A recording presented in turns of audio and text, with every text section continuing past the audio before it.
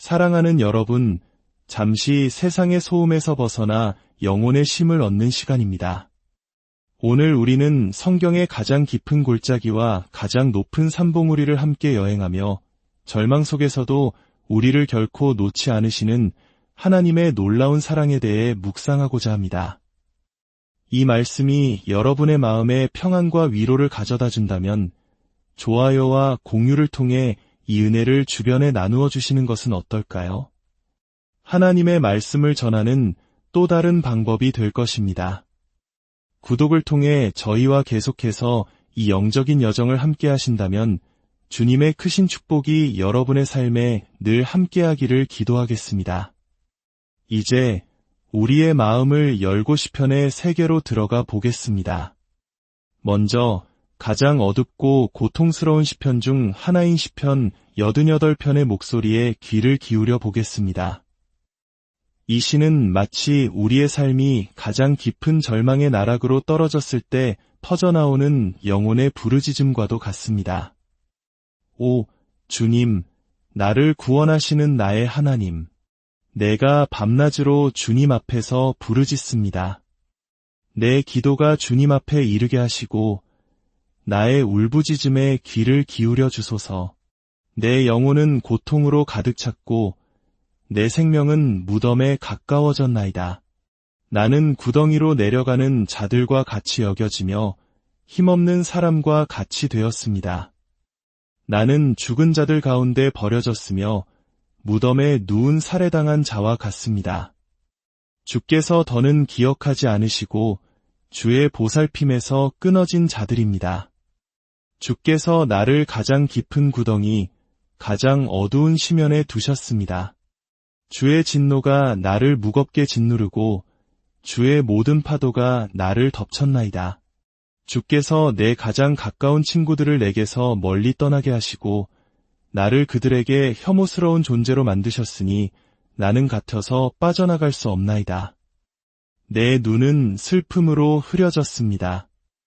오, 주님, 내가 매일 주를 부르며 주를 향해 내 손을 펼칩니다. 주께서 죽은 자에게 기적을 보이시겠나이까? 죽은 영혼들이 일어나 주를 찬양하겠나이까? 주의 사랑이 무덤에서 선포되며 주의 신실하심이 파멸의 구렁에서 선포되겠나이까? 주의 기적이 어둠의 땅에서 주의 의로운 행위가 망각의 땅에서 알려지겠나이까? 하지만 주님, 내가 주께 도움을 청하며 부르짖습니다. 아침에 내 기도가 주님 앞에 이르나이다.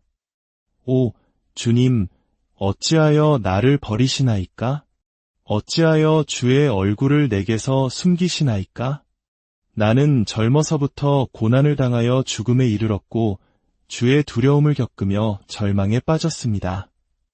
주의 진노가 나를 휩쓸었고 주의 공포가 나를 파괴했습니다. 그것들이 홍수처럼 온종일 나를 둘러싸고 나를 완전히 삼켜버렸습니다. 주께서 내 동료와 사랑하는 이들을 내게서 빼앗으셨으니 이제 어둠이 나의 가장 가까운 친구가 되었습니다. 참으로 가슴 아픈 탄식입니다. 마치 끝없는 터널 속에 갇힌 듯 한 줄기 빛도 보이지 않는 상황입니다. 우리 중 많은 이들이 인생의 어느 한순간 바로 이 시편 88편의 기자가 되어본 적이 있을 것입니다. 그런데 놀랍게도 바로 다음 장인 시편 89편은 이렇게 시작됩니다. 내가 주님의 위대한 사랑을 영원히 노래하리라. 내 입으로 주의 신실하심을 모든 세대에 알게 하리라. 어떻습니까? 절망의 가장 깊은 곳에서 희망의 가장 높은 곳으로 급격한 전환이 일어납니다. 이 두 시편을 함께 읽으면 우리는 인생의 중요한 진리 하나를 깨닫게 됩니다. 인생은 고달프지만 하나님은 선하시다는 진리 말입니다. 흥미롭게도 시편 88편의 마지막 구절, 어둠이 나의 가장 가까운 친구가 되었네라는 이 고백은 한때 전 세계적으로 사랑받았던 사이먼 앤 가펑클의 노래 침묵의 소리의 첫 구절 안녕, 나의 오랜 친구 어둠이여 의 영감을 주었다고 합니다. 인간의 가장 깊은 고독과 절망은 시대를 넘어 이처럼 예술과 노래로 표현되어 온 것입니다. 이제 이 어둠과 빛의 교차점에서 우리에게 가장 큰 위로를 주는 시편 23편으로 발걸음을 옮겨보겠습니다. 시편 23편 5절과 6절 말씀입니다. 주께서 내 원수의 목전에서 내게 상을 차려주시고 기름을 내 머리에 부으셨으니 내 잔이 넘치나이다. 내 평생의 선하심과 인자하심이 반드시 나를 따르리니 내가 여호와의 집에 영원히 살리로다. 아멘. 아마도 시편 23편은 전 세계 기독교인들에게 가장 사랑받는 시일 것입니다. 특히 우리 한국 성도들에게도 여호와는 나의 목자신이라는 구절은 어린 시절부터 들어온 영혼에 깊이 새겨진 말씀이지요. 이 시는 목자의 시로 알려져 있습니다. 우리는 양이고 주님은 우리의 목자이십니다. 그런데 4절에서 5절로 넘어가면서 시의 비유에 중요한 변화가 일어납니다. 이전까지 양이었던 나는 이제 목자의 식탁에 초대받은 친구이자 귀한 손님이 됩니다. 이 변화를 알아채지 못하면 양들이 식탁에 둘러앉아 머리에 기름을 바르고 차를 마시는 조금은 기이한 상상을 하게 될 수도 있습니다. 시인은 비유를 전환하여 목자이신 하나님과 우리 사이의 관계가 얼마나 더 깊고 친밀한 차원으로 나아가는지를 보여주고 있습니다. 오늘 우리는 이 구절에 나타난 세 가지 중요한 상징, 식탁, 잔, 그리고 집에 대해 깊이 묵상해보고자 합니다. 첫째, 은혜의 식탁입니다. 주께서 내 원수의 목전에서 내게 상을 차려주시고 다윗이 이 시를 쓸 때 정확히 어떤 그림을 마음에 품었는지는 알 수 없습니다. 하지만 함께 식사한다는 것은 우리에게 몇 가지 중요한 그림을 보여줍니다. 그것은 무엇보다 친밀함의 그림입니다. 식탁은 환대의 표현입니다. 우리 한국인들에게 함께 밥을 먹는다는 것은 단순히 배를 채우는 행위를 넘어 깊은 정을 나누는 의미가 있지 않습니까? 누군가를 집으로 초대해 정성껏 차린 밥을 함께 먹는다는 것은 그 사람을 내 삶의 가장 깊은 곳으로 받아들인다는 뜻입니다. 하나님께서는 바로 그런 친밀한 식탁으로 우리를 초대하십니다. 원수들이 지켜보는 바로 그 앞에서 말입니다. 우리는 하나님이 거룩하시다는 것을 압니다. 그분의 전지전능하심과 위대하심 앞에서 우리는 때로 두려움을 느낍니다. 우리의 연약함과 죄악됨을 알기에 감히 그분께 다가갈 수 없다고 생각할 때도 있습니다. 하지만 우리가 주 예수 그리스도의 얼굴을 통해 하나님을 볼 때 우리는 그 위대하신 하나님께서 우리를 친구로 여기시며 친밀한 교제의 자리로 부르신다는 것을 깨닫게 됩니다. 집을 떠나 방탕한 삶을 살다가 모든 것을 잃고 돌아온 딸의 이야기가 있습니다. 그녀는 엉망이 된 자신의 모습으로 참아 아버지를 뵐 용기가 나지 않았습니다. 그녀는 두려움에 떨며 어머니에게 말했습니다. 엄마, 도저히 아버지 얼굴을 볼 수가 없어요. 집에 들어갈 수가 없어요. 어머니는 딸을 안아주며 말했습니다. 애야, 아버지는 내가 돌아오기만을 기다리셨단다. 아버지는 너를 사랑하신단다. 딸은 흐느끼며 부탁했습니다. 그럼 집에 들어가서 불 좀 어둡게 낮춰주시겠어요? 너무 밝은 곳에서는 아버지를 뵐 수가 없어요. 그녀는 어둠 속에서야 겨우 아버지와 화해할 수 있었습니다. 그러나 사랑하는 여러분, 우리가 하나님 아버지의 식탁으로 나아올 때는 불을 낮출 필요가 없습니다.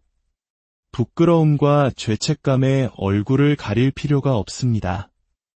왜냐하면 이 식탁에서 하나님께서는 우리에 대한 어떤 원망도 품고 있지 않다고 선언하시기 때문입니다. 이 식탁은 한때 우리가 하나님과 원수였고 이방인이었으며 죽었던 자들이었으나 이제는 예수 그리스도의 십자가 보혈을 통해 하나님과 완전히 화해하게 되었음을 상징적으로 보여주는 자리입니다. 이 식탁 위에 펼쳐진 깃발이 있다면 그 깃발에는 하나님은 사랑이시라라고 쓰여 있을 것입니다. 또한 이 식탁은 승리의 그림입니다. 왜 원수들의 목전에서 상을 차리실까요?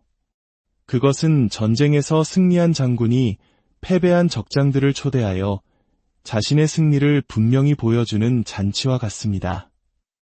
이 식탁은 예수 그리스도께서 죄와 죽음과 지옥의 권세를 이기셨다는 승리의 선포입니다.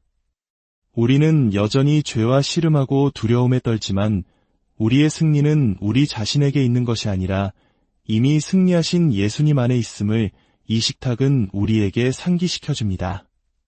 마지막으로 이 식탁은 언약과 충성의 그림입니다.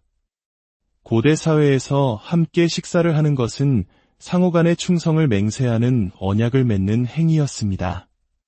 하나님께서는 이 식탁을 통해 우리와의 언약을 재확인하십니다. 예수님께서 말씀하셨습니다. 이 잔은 내 피로 세우는 새 언약이니 우리가 이 성찬에 참여할 때마다 우리는 하나님의 신실하심과 우리의 충성을 다시 한번 마음에 새기는 것입니다.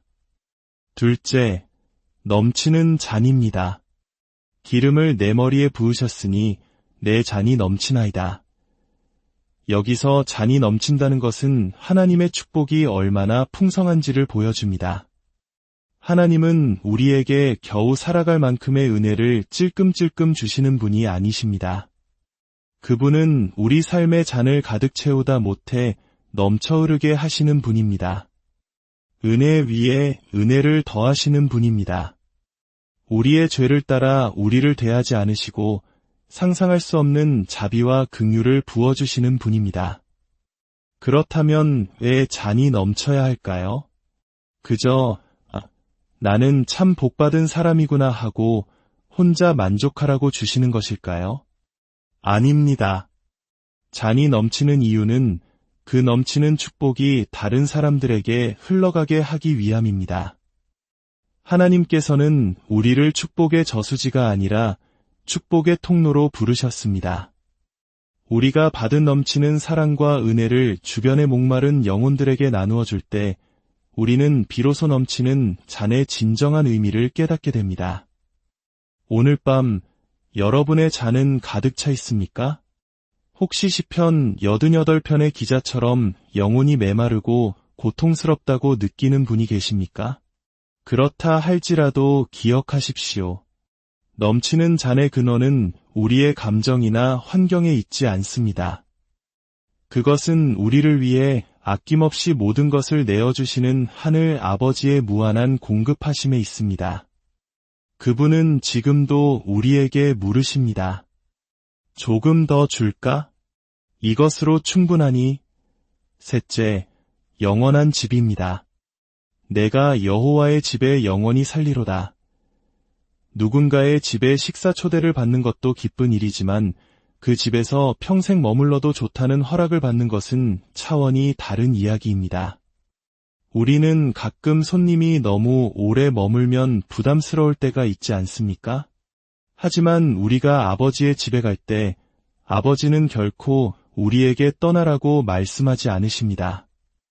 이 시편의 마지막 구절은 놀라운 약속입니다.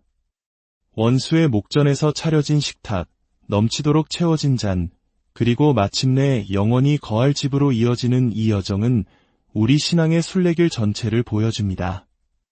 우리는 결코 그 집을 떠날 필요가 없을 것입니다. 더욱 놀라운 것은 우리의 평생에 하나님의 선하심과 인자하심, 우리를 따른다는 것입니다. 여기서 따른다는 단어는 원래 추격하다, 뒤쫓다는 의미를 가진 강력한 단어입니다. 이것은 하나님의 변함없는 언약적 사랑이 마치 맹렬한 추격자처럼 우리 삶의 모든 순간, 모든 장소에서 우리를 뒤쫓는다는 의미입니다. 아침에 일어나 차를 몰고 일터로 갈 때 하나님의 언약적 사랑이 나를 추격합니다. 내가 혼자라고 느끼고 연약해질 때, 내가 실수하고 넘어졌을 때조차도 그분의 실패하지 않는 사랑이 나를 추격하고 있음을 기억해야 합니다. 악인들 역시 추격을 당합니다. 시편은 하나님께서 그들을 폭풍으로 추격하시고 두렵게 하신다고 말합니다. 그러나 하나님의 자녀인 우리는 그분의 선하심과 사랑의 추격을 받습니다. 이 얼마나 놀라운 은혜입니까? 사랑하는 여러분, 오늘 우리는 세 가지 그림을 보았습니다. 우리를 초대하시는 친밀함과 승리의 식탁, 우리의 삶을 채우고 흘러넘치게 하시는 축복의 잔, 그리고 우리가 영원히 안식할 집입니다. 이 모든 것은 오직 예수 그리스도의 희생 때문에 가능해졌습니다. 이제 함께 기도하며 이 은혜의 식탁 앞으로 나아가겠습니다. 사랑과 은혜가 풍성하신 하나님 아버지, 오늘 밤 주님의 위대하심 앞에 경탄하며 섭니다. 죄인이고 정죄받았으며 더러운 우리를 어찌하여 이토록 사랑하시는지 그 사랑 앞에 저희는 그저 잠잠할 뿐입니다. 주님, 저희는 주님의 식탁 주위에 모였던 제자들과 같습니다. 퍼즐 조각을 맞추려 애쓰지만 한 걸음 나아가다 두 걸음 옆으로 가고 때로는 뒷걸음질 치는 연약한 존재들입니다. 그럼에도 불구하고 주님께서는 언약의 사랑으로 저희를 계속해서 추격하시고 이대한 친절과 선하심으로 인도하십니다. 우리 영혼을 대적하는 원수들과 싸우며 고통받는 이들이 있습니다. 유혹과 씨름하는 이들도 있고 무력하게 만드는 죄의 습관에 사로잡힌 이들도 있습니다.